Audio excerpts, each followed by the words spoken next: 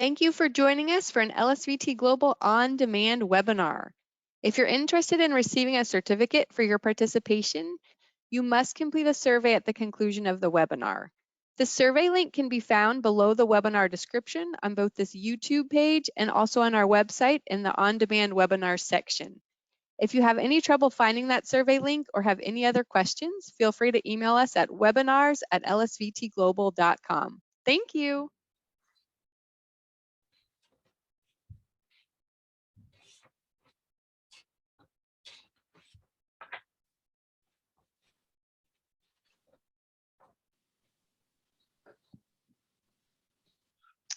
All right, welcome everyone to our webinar today, our public webinar for February. We are just really pleased to be able to partner with the Parkinson's Foundation in bringing you really important information on something called their Aware in Care program.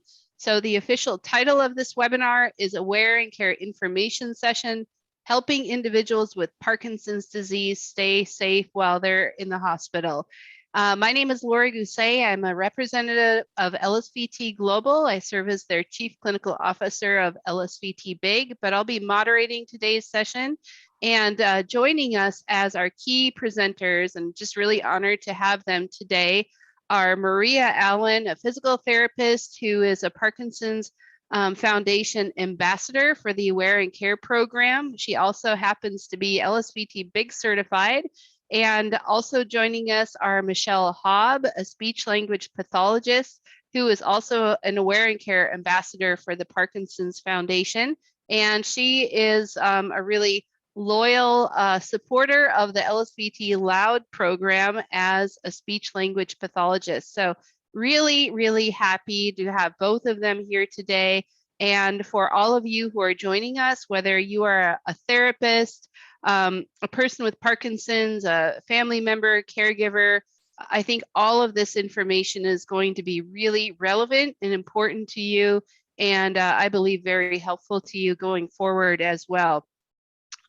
Before we go any further, I would like to take a few minutes and let Maria and Michelle introduce themselves. I think they do that best, and so we'll go ahead and start with you, Maria, if Beth will spotlight you, and hopefully you can just tell us a little bit about you.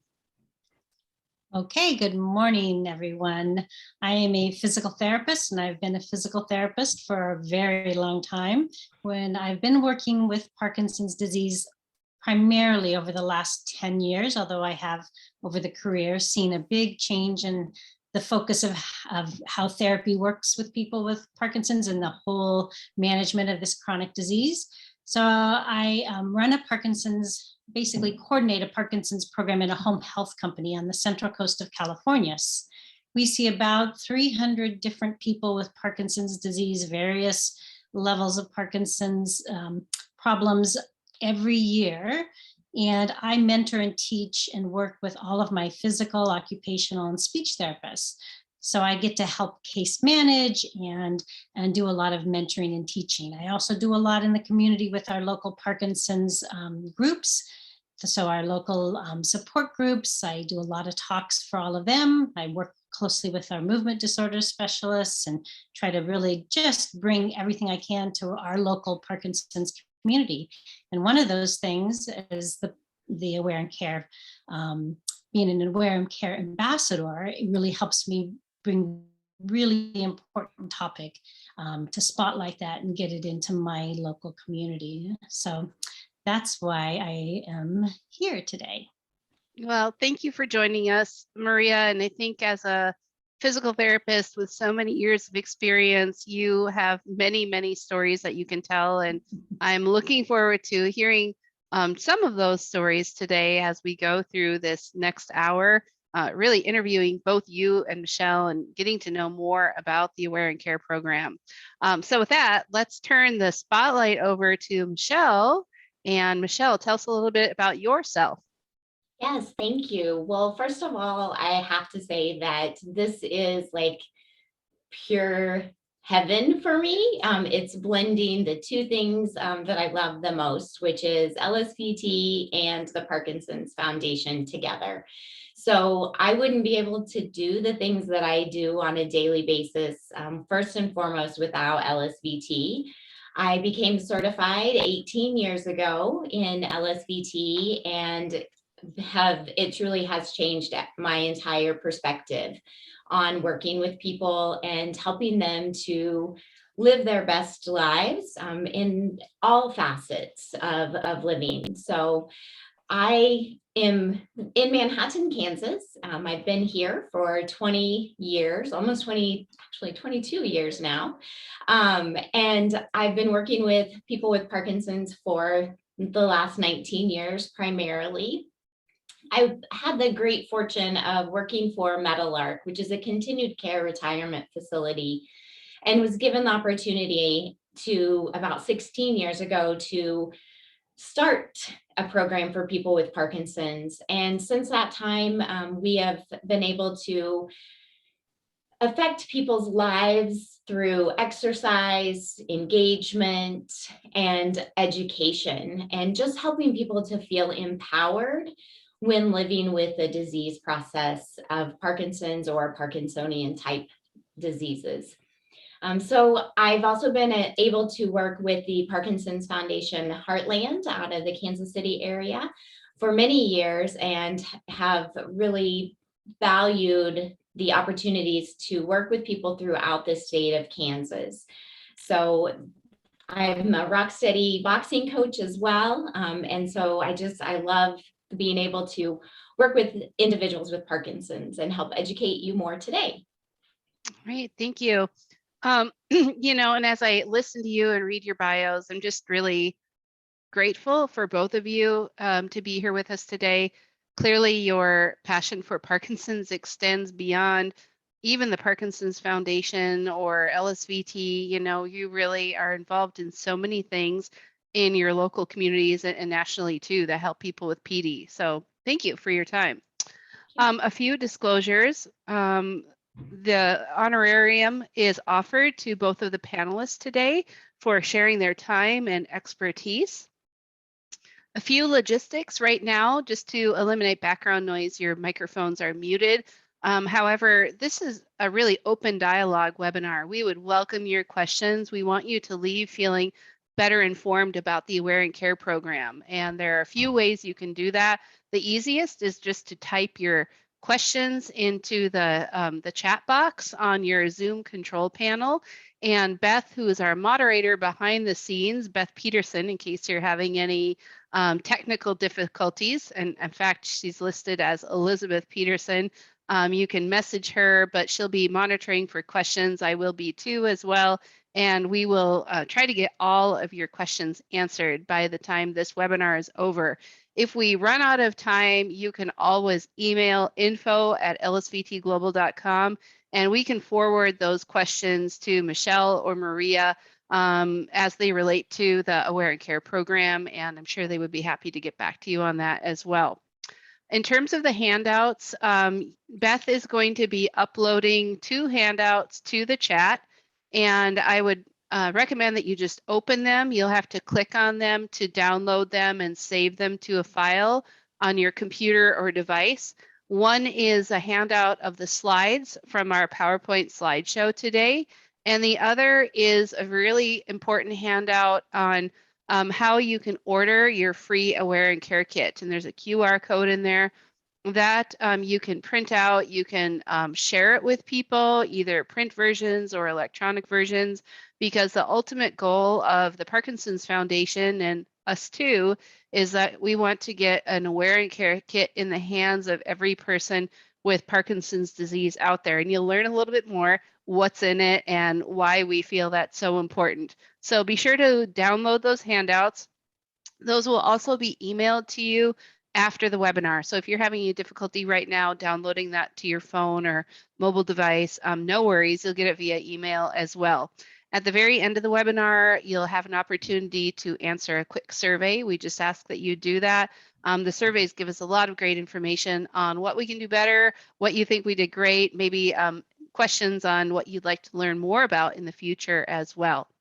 A little bit of brief information on continuing education in case you're a therapist joining us for today's webinar. These webinars that we provide are not pre-registered or ASHA approved for CEUs. However, you can use them for self-reported CEU activity.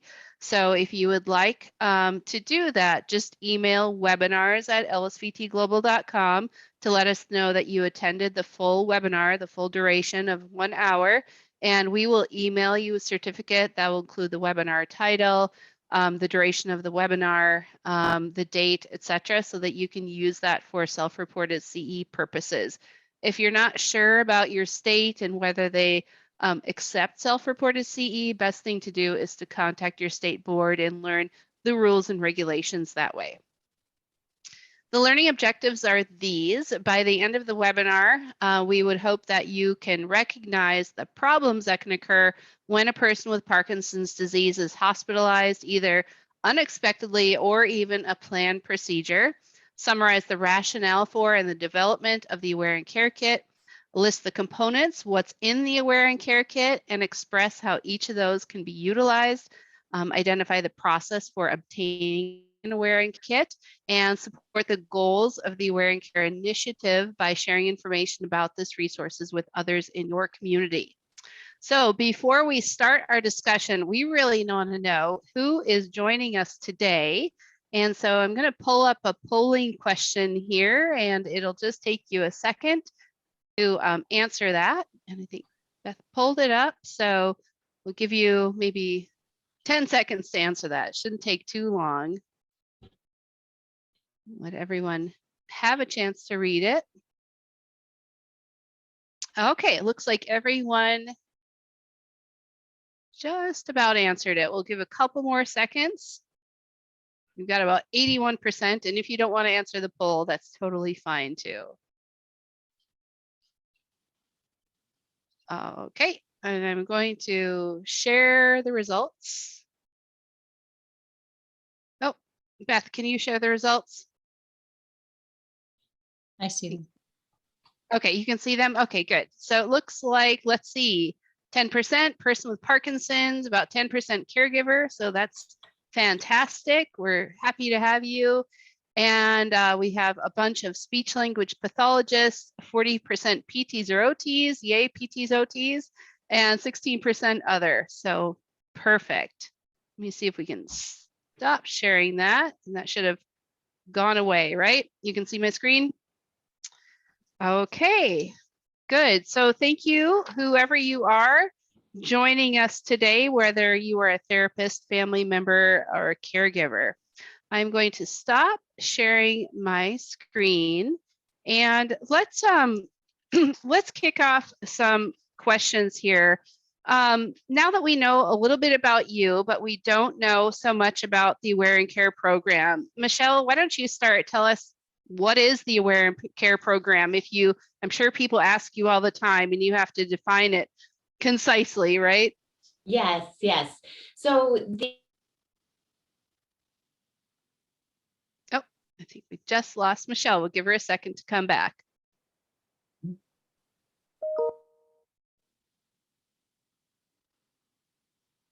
All right. Michelle, are you still there?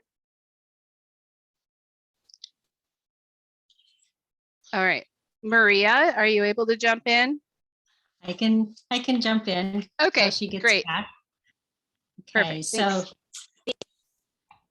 thanks. what is the Aware and Care program? Oh, there's Michelle. Go right ahead. Oh, there you are. sorry, again, technology always works until it doesn't when you really need it. So yeah, I think we all understand that. Totally fine. So yeah, walk us through, what is the Aware and Care program? And Beth, you can just keep us all spotlighted. I think we'll be doing a lot of bouncing around. Yes. So the Aware and Care program was initiated in 2011 through the Parkinson's Foundation. The goal was to help educate people with Parkinson's, their care partners, therapists, nurses, and physicians. Hospitalizations in people with Parkinson's occur more often than they do in the normal population. So we want them, Parkinson's Foundation wanted to ensure that those hospitalizations were as safe as possible. Oftentimes individuals with Parkinson's who go into the hospital actually end up coming out worse than when they went in. So that's part of the whole goal for this, is to help people get their medication on time, get the right medications, and to not have any substitutions of the medications that might cause ill effects. So being in the hospital, if a person isn't getting the medications, their carbidopa, levodopa, when they need it, it's going to make it much harder for them to participate in therapy or nursing care. So as of October 2021, there were about 115 ambassadors for the Parkinson's Foundation. And these people consist of people like Maria and myself, people with Parkinson's, care partners, fitness people, as well as nurses who are the ambassadors. Okay, great, great. And so it's been around since 2011, so going on 12 years now. I assume the program has grown quite a bit over the years, which is great, and continues to grow as well through the ambassador program. Yes. I do believe the ambassador program is newer. Okay. It's only a few years, but I know the last number I saw was that they've distributed over 10,000 kits, and that number hopefully will continue to grow. Michelle, I know I just became an Aware and Care ambassador this last fall, and they oriented a whole bunch of us in a lot of different states. And the goal is to get more people involved in spreading this message, this really important message of keeping people safe during a hospitalization if you have Parkinson's. So yeah, so important. And as a PT myself, I certainly saw many people with Parkinson's who are hospitalized with for a knee replacement or things like that. And I think if you're a therapist that's ever worked in a hospital or nursing home, you're well aware of some negative consequences that can occur. But Maria, tell us a little bit about, what those negative consequences can be when someone, isn't armed with this information that's available through the Aware and Care Kit. Okay, well, people with Parkinson's disease, as Michelle mentioned, are hospitalized more frequently. They have an increased rate of both emergency room visits and hospitalizations.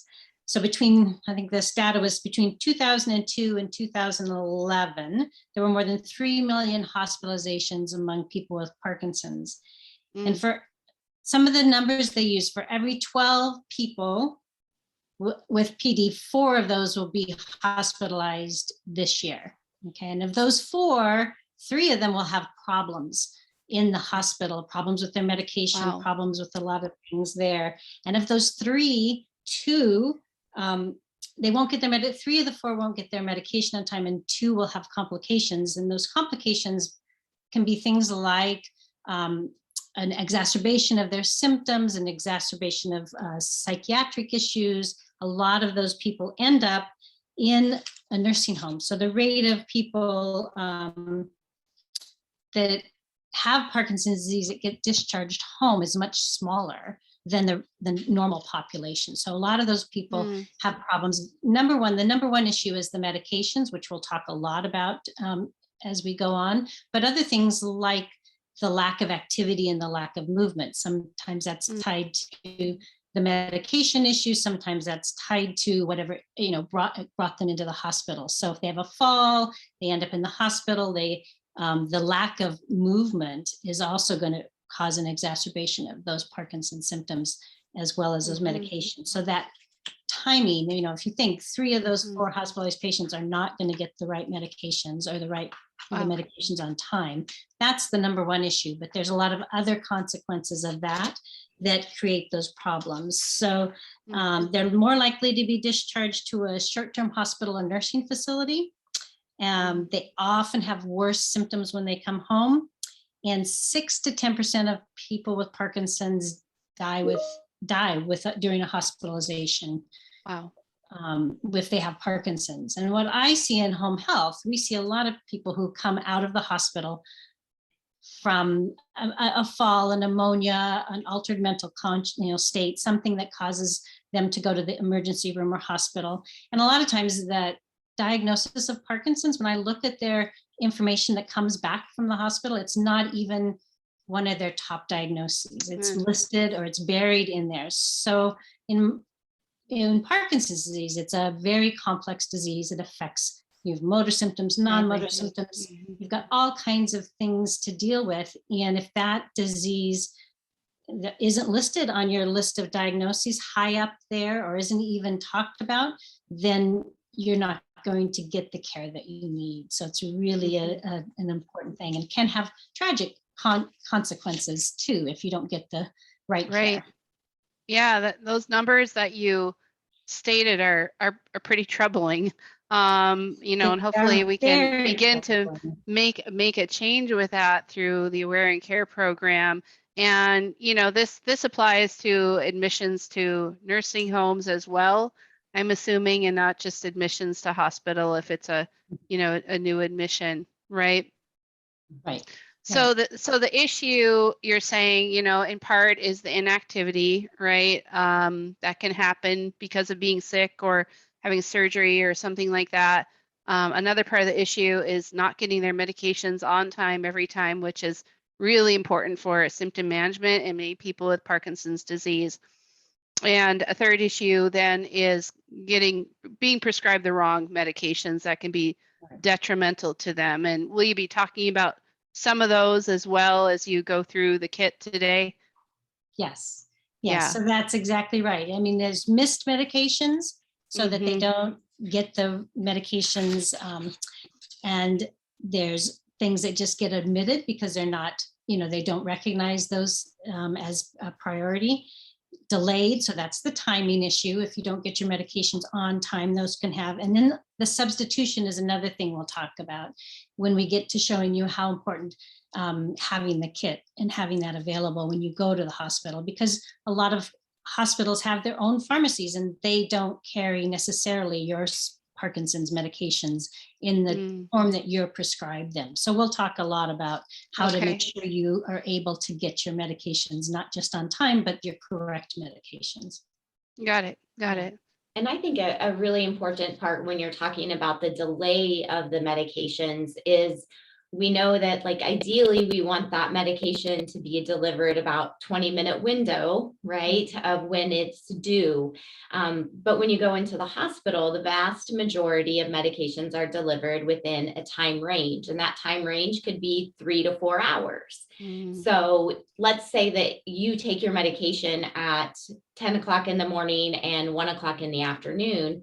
Well, maybe they don't have it set up like that in the hospital. So you're on the first shift, you get your medication between 10 and 1. So let's say it's closer to 1 o'clock, and then they say, oh, well, my next dose for you is at 3. So since I'm here at 1, I'll just go ahead and give you both at the same time. Right. So now you've gone from 10 to 1 without any medication, and now you're getting a double dose at 1 o'clock. Then maybe you'll go another shift without that medication at 4 o'clock or 3 o'clock. So it really is important to understand the importance of how the hospitals work with the timing of their medications and be able to advocate for yourself. And I think ultimately that's what I think this program does for people, is it gives them the ability to be an advocate for themselves or their loved one with Parkinson's without maybe feeling as uncomfortable. Sometimes when you're in the hospital and you're asking for things, you feel guilty or you don't want to be that problem patient. But this kit, as we'll go through later, it kind of puts the blame off on the Parkinson's Foundation, if you will. It's like, well, the Parkinson's Foundation says I need this, and here's the reason why. So it really does help you be a better advocate and to be able to show them that this is legit and I'm not just being a problem patient, because sometimes those things can be inferred in a hospitalization. It's a great tool. Yeah. The tools to advocate for yourself. Yes.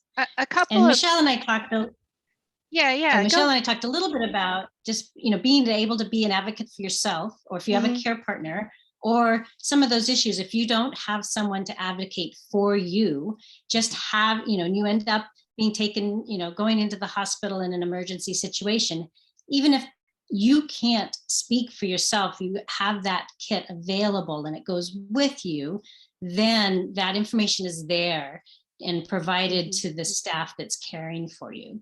So you can also have a friend or a neighbor that's aware of this and knows if you go to the hospital, this information needs to get there with you. And in the days of COVID, sometimes, I know my father-in-law went to the hospital with pneumonia, and my mother-in-law literally had to leave him at the front door, under the tent. And he went in without his wallet, without a med list, without anything.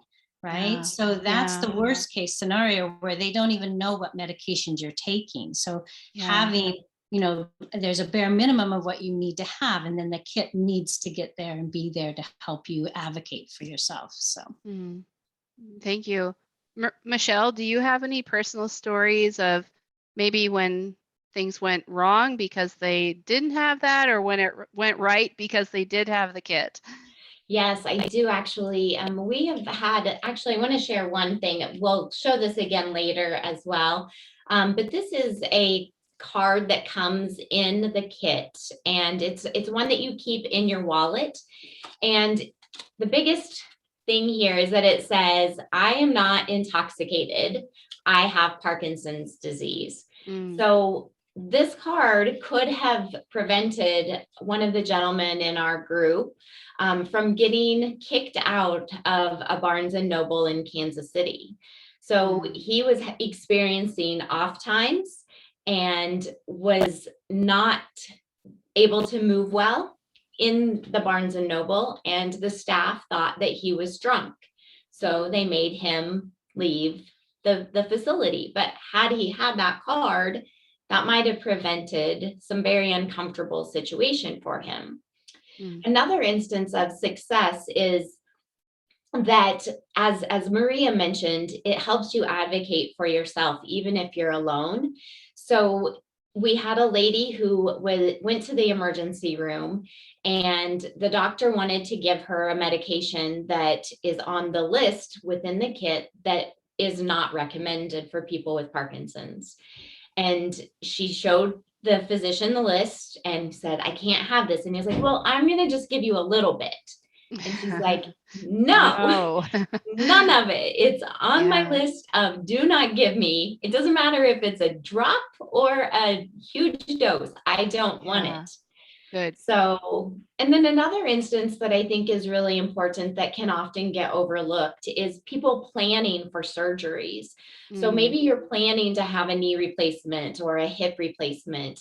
When you have your meetings with even your physical therapist, when you have your meetings with your anesthesiologist, take your kit with you, share with them your medications and the things that you can and can't have, and the need for your medication on time all the time. So it really helps you from pre-admission to admission and all the way through discharge and home health. Great. And we're going to get into the kit in just a second. We have a lot of therapists attending right now. Many of them have great expertise in helping people with Parkinson's disease and other movement disorders. I think the goal is always to empower a person with Parkinson's to advocate for themselves, and if not possible, have their family caregivers advocate for them. But what about therapists? We have that kind of tender thing we need to respect of, medications really aren't in our scope of practice.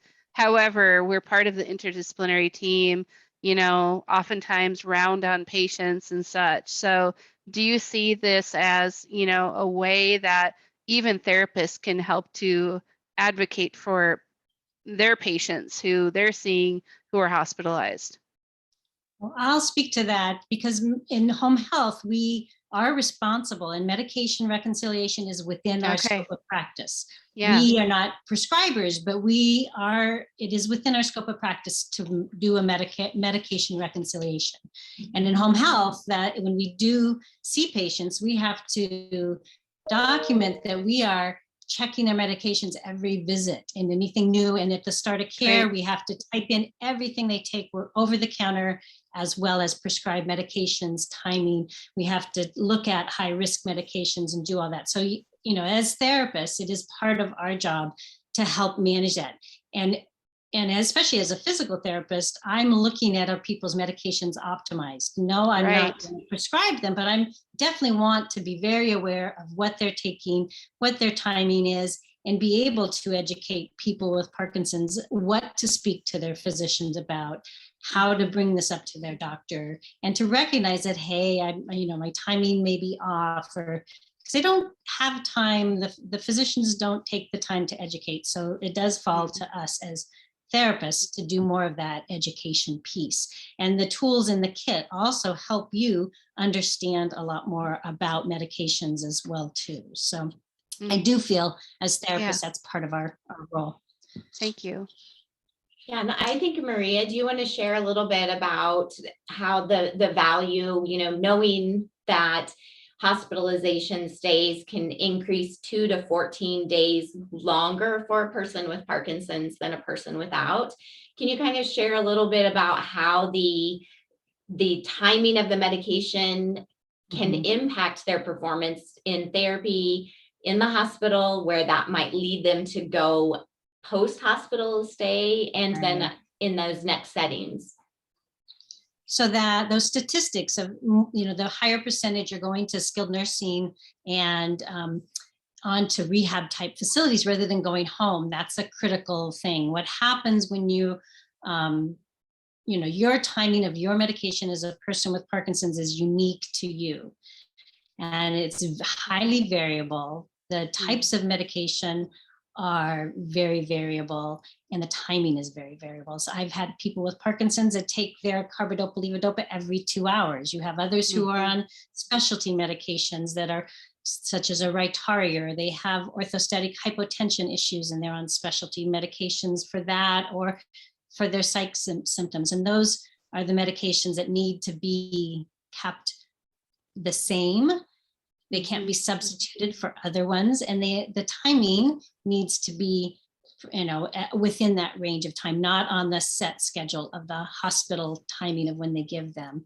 And some people I know have, especially if you have a freezing of gait issue, you may have a rescue medication, you may have an inhaler or an injection you can use, you may have a PRN dose of carbidopa levodopa that you would normally carry with you. And if you start to have an off episode or freezing episode, you can use that. And all that, to have that accessible for yourself in the hospital, then you need to plan ahead for that, because the hospital's not going to have that or be able to do that unless you can do it in the manner that they're able to help you use your own, when we go through the hospital action plan, we'll go through that and get into the kit. So that's where how do you actually do that as a person? What do you tell your people, your patients with Parkinson's, how to manage this on their own? So that brings us to the kit. And I think Michelle, show us the kit. Yeah. This is the beautiful kit. It is actually a wonderful tool. It helps you to keep your medications within the kit.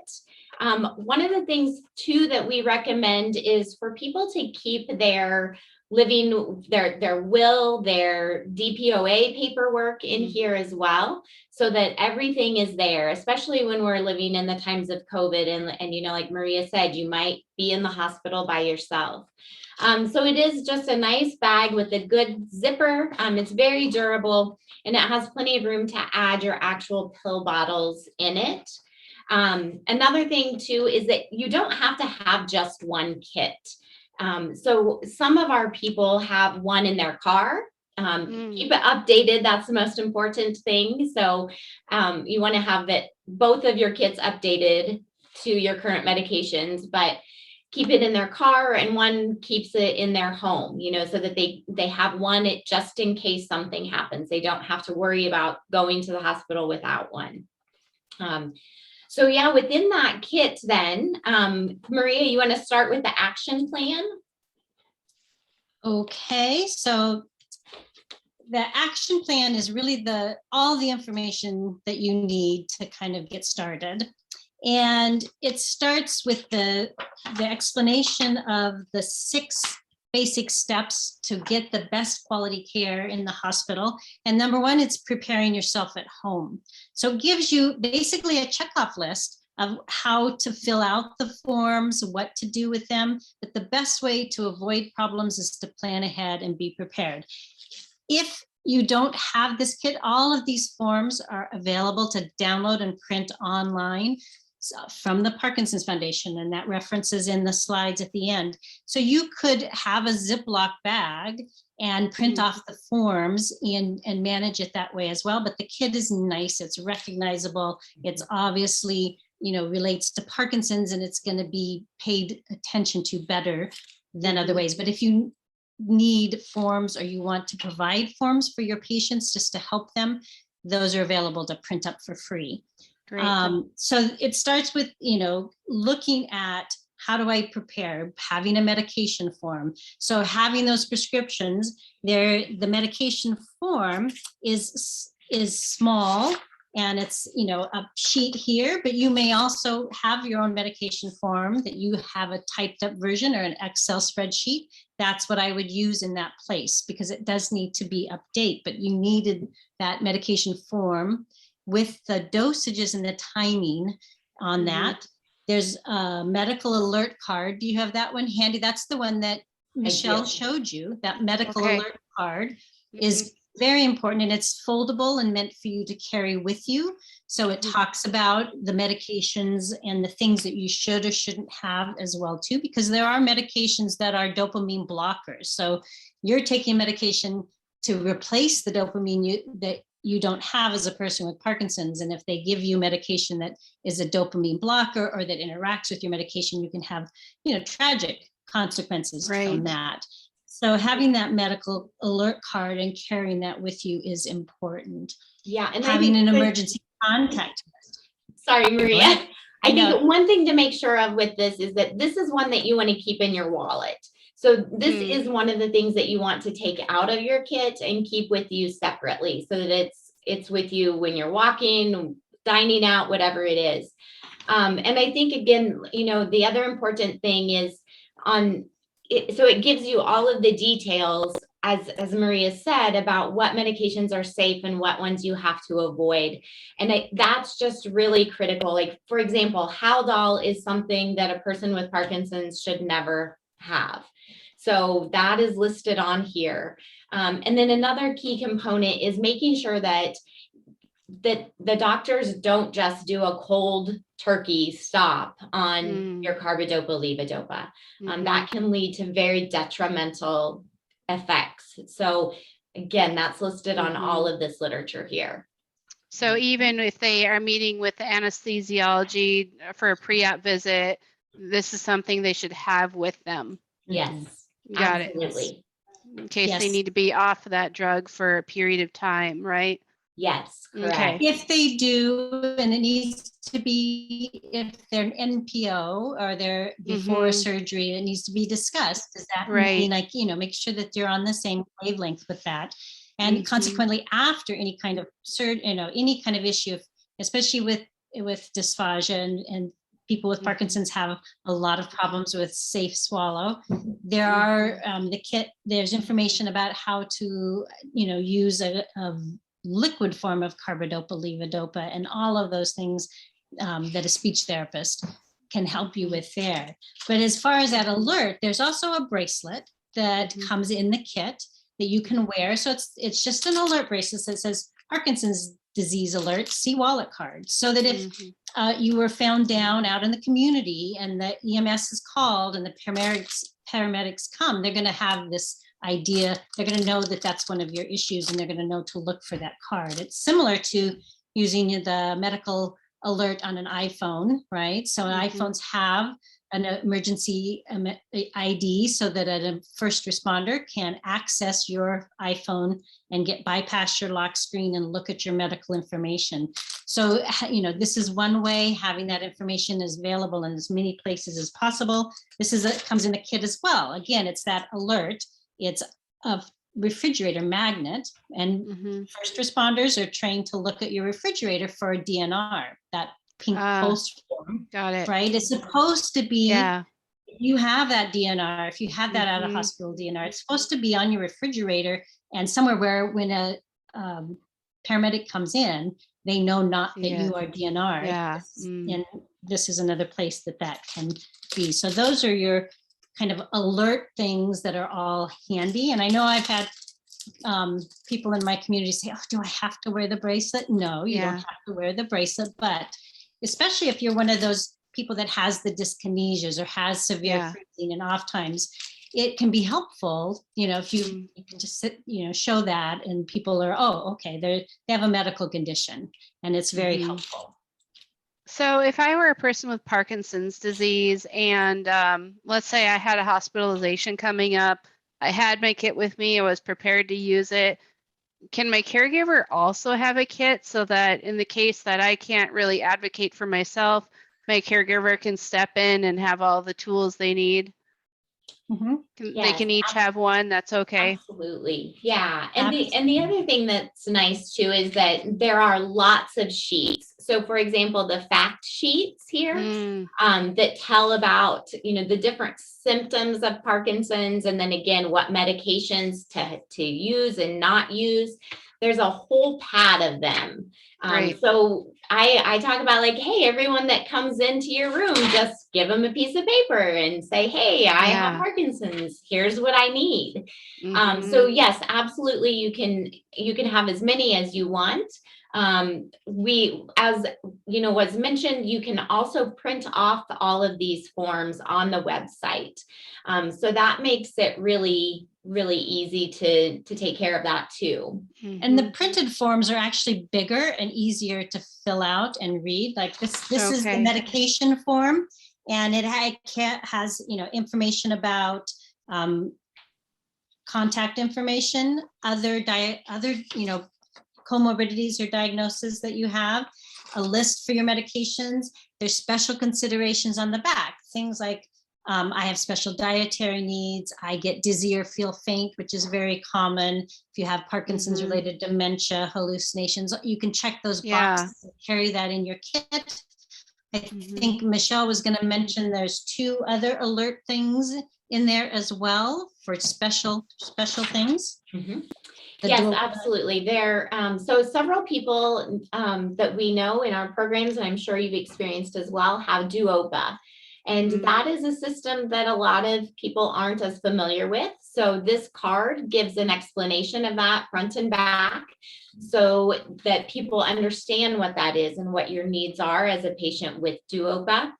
And then there's also one for a deep brain stimulation. So again, it's just talking about what is DBS, what can happen, what can a person with DBS do and not do to help you keep as safe as possible. Especially, if you were to become unconscious and they took you in for emergency testing, if you had this kit in your car, the EMTs will see and be able to give you the best care. That's really important with DBS because you can't have a lot of, you have the DBS stimulator needs to be turned off before you have some of that diagnostic testing. So that's really key that is there. So that's a lot of information. There's also in the kit information about the health proxy. So who can help make decisions for you. And as Michelle said, if you have a DPOA or information that somebody is your durable power of attorney or makes medical decisions for you, having those in there is important. And the medication piece, so keeping an extra supply of your Parkinson's medication to take with you while the hospital's sorting it out, because when you get there, they may not have in their pharmacy, because hospitals have their own pharmacy, your particular medications. So that's when we're talking about actually carrying some of your medications with you. The key things to know is that it has to be in a medication bottle, in the original bottle with your name and the dosage on it. You cannot take you can't take your pill box and take it with you. They're not going to let you take those medications because they don't know what they are. So it needs to be one of your original medication pill bottles with a small supply of your medications, and it needs to be kept current. So when we discuss this, and when I discuss this with one of my support groups, it's like thinking about your emergency kit. If you're like here, we live in earthquake territory. Michelle, you probably have to worry about tornadoes, right? Yeah. And if you're on the East Coast, maybe you have, to worry about hurricanes and you're evacuate. If you had to evacuate, what would you take with you? So that emergency kit, but it needs to be supplies that are kept current. So if once a month, or when you get your new pill bottles and you finish using those old ones, then the suggestion is go ahead and fill your pill boxes with what you've had in your kit for the last month and put fresh ones in, and take maybe a 3 or 4 day supply to get you through those first few days while they figure out whether or not they can supply that through the hospital's pharmacy. Or, you just have to be that advocate that, no, I need Rytari, not generic carbidopa-levodopa. I need my Northera for my orthostatic hypotension, or when I get up, I'm going to pass out and faint and fall. So taking that supply is important, but it is important. It has to be current. It has to have the original bottle, and it needs to have the correct and updated dosage and preferably timing on it as well too. So that's those are great tips. That's the hard part. It takes a little bit of planning and then staying prepared.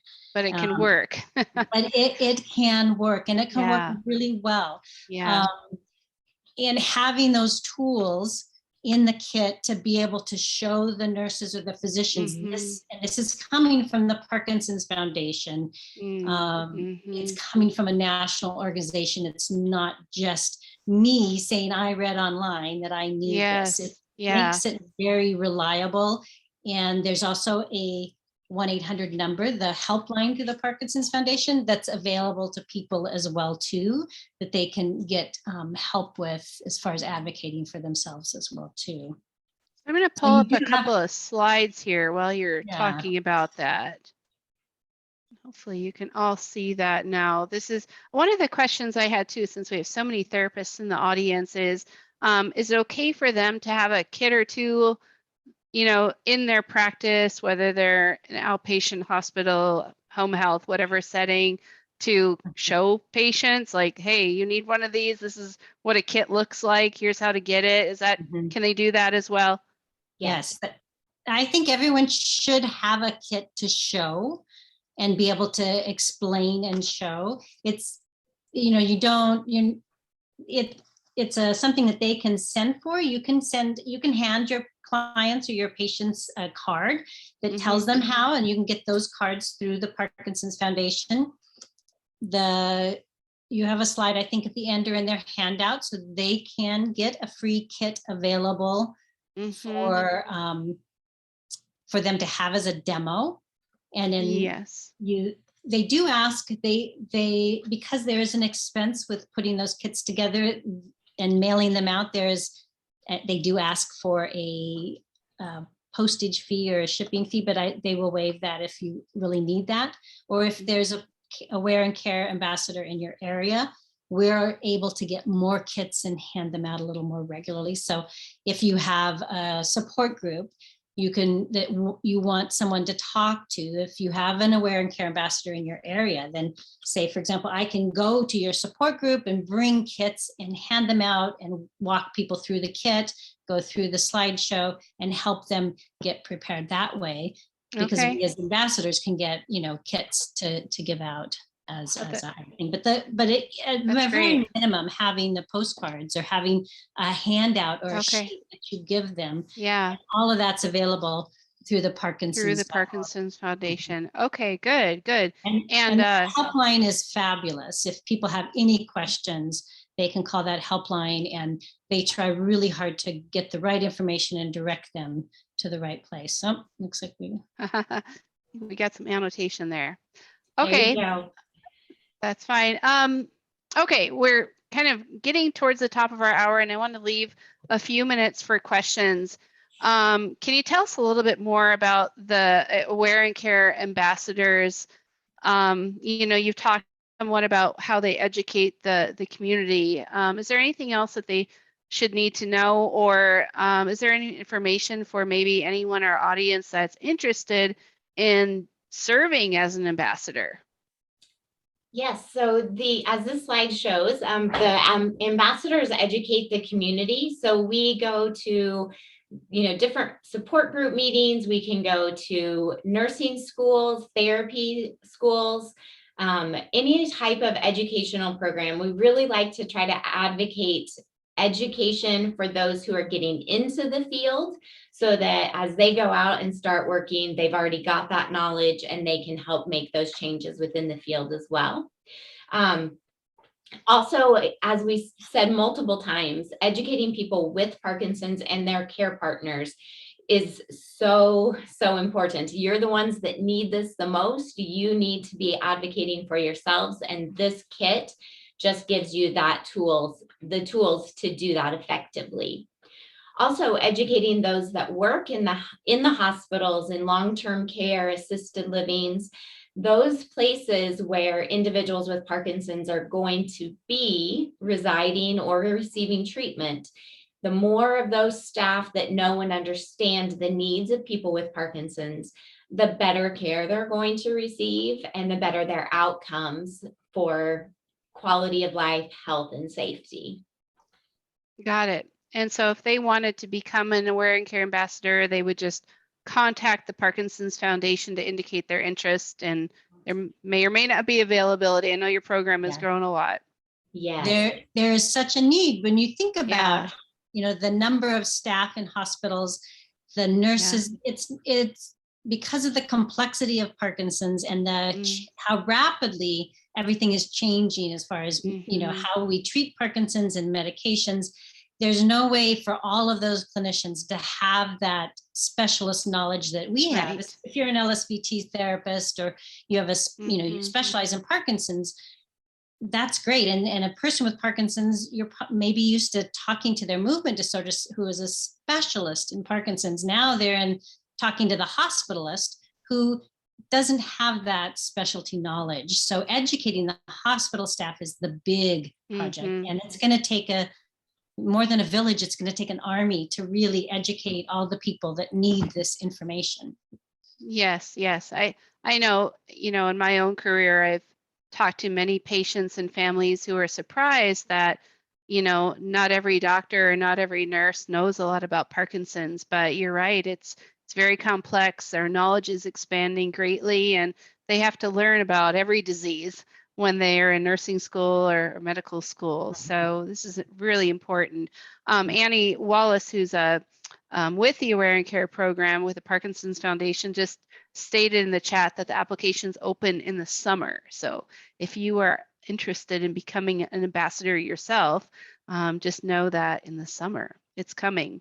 All right, we have just a few minutes for questions left. And so just as a reminder, you can type your questions into the chat box in your control panel. That's probably the easiest. If that's not easy for you, however, if you're a really bad typer like I am, you can raise your hand. You can physically raise your hand. There might be a little icon in your control panel where you can raise your hand, or you can unmute your microphone and we'll find out who you are. If you think of something later, you can always email info@LSVT Global and we'll direct the questions to either Michelle or Maria, or if it's related to LSVT, we'll try our best to answer those questions as well. And while you're typing in your questions, I just want to let everyone know that we have a webinar in March on simple strategies to help you transfer LSVT improvements into your daily life. This intended audience is people with Parkinson's and their family members and caregivers. So this is going to be a really helpful strategy and helpful webinar, I think, to learn different ways that you can use that louder voice and bigger movements in daily life more effectively.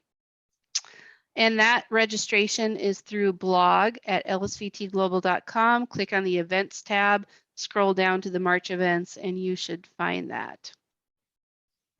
All right, we'll wait a couple minutes for questions. And Michelle and Maria, is there anything else that you would like to add in that we didn't get time to touch on, or any key points that you want to reinforce before we sign off for today? I was going to just say that, first of all, there are a couple of slides within your presentation here. So just make sure that you check those out. One is talking about just the differences, when, how important medication is, how everyone is different. Yeah, that's exactly it. So just pay attention to this slide as well.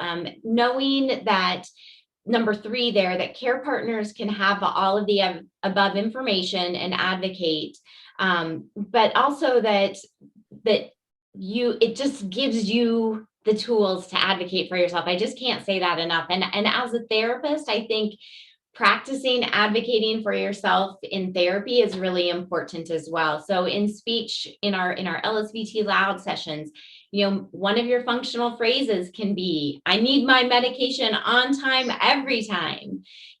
Take this and make it functional. Don't give me Haldol, whatever it is, but practice those things that are going to really carry through your safety and your return back to home as quickly as possible.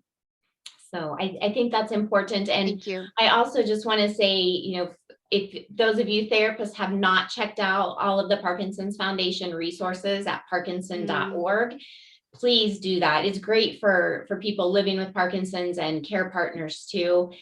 But the things that they provide for us therapists and specialty populations are really valuable. So just check out parkinson.org. You can look into team training opportunities and additional therapy training things as well. So utilize all these resources. It's an amazing opportunity to work with the Parkinson's Foundation for your specialized training. And I would finish with, to follow up with what Michelle said, using those Parkinson's organization, the Parkinson's Foundation resources. There's a clinical education webinars. There's a speech, an OT, and a brand new PT one, and there's a nursing one. And you can watch them for free if you are not comfortable with that medication and reconciliation. Then you go in and look at the Parkinson's Foundation nurse webinar for nurses, for clinicians, and listen to that and watch that webinar, and that will help you have a better understanding of those medications yourself, so you can educate and advocate for your patients. So those resources are highly valuable. That's great. I echo what both of you said. As a therapist, I mean, the Parkinson's Foundation is the go-to place to really quickly and efficiently pull educational materials for your patients. They have it on, I think, every topic you can ever imagine related to Parkinson's disease, motor, non-motor, caregivers. I mean, just really there's everything. A whole list of things you can order for your patients in English and Spanish. And those resources are free. They're great. Great to have some of those on hand, and then provide your clients or your patients with this to send in, or they can call in, they can mail in, they can email, or whatever they're comfortable with to get more education. So to be your own advocate, you need to have that education and the resources to do it well. Absolutely. Well, I just want to thank both of you for taking time to share all of this wonderful information with us today. We're so proud and happy to collaborate with the Parkinson's Foundation and this joint effort of really improving the lives of people with Parkinson's disease everywhere. So thank you so much for your time. This webinar is being recorded, and so for those of you joining us, if you have friends, family members, colleagues that you want to share this with, this will be available on demand on the LSVT Global website, which will be blog.lsvtglobal.com. Click on webinars and you'll be able to find this recording. Share it like wild with everyone that you know. All right. Thank you both. And I wish all of you a very good day. Thank you. Thank you. Bye-bye. Welcome. Bye. Bye. Thank you for joining us for an LSVT Global On Demand webinar. If you're interested in receiving a certificate for your participation, you must complete a survey at the conclusion of the webinar. The survey link can be found below the webinar description on both this YouTube page and also on our website in the On Demand Webinar section. If you have any trouble finding that survey link or have any other questions, feel free to email us at webinars@lsvtglobal.com. Thank you.